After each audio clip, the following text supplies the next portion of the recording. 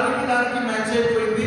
ఆ తర్వాత 2,50,000, 2 లక్షలు, 3 లక్షలు, 4 లక్షలు, 5 లక్షలు ఇట్లా పెరుగుకుంటూ ఇంక్రీజ్ అవ్వకుంటూ ఫస్ట్ మంత్ ఇన్కమ్ 1 లక్ష అయితే highest check last month income 16,73,500.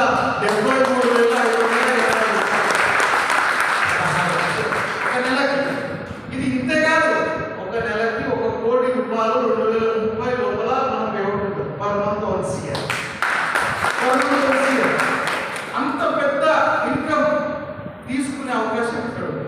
ఇంత పెద్ద పర్ మంత్ వన్స్ ఇయర్ తీసుకునే అవకాశం ఇక్కడ ఉన్నప్పుడు మన డిసిజన్ ఎలా ఉండాలి సార్? స్ట్రాంగ్గా ఉండాలి కదా. అలాంటిది టోటల్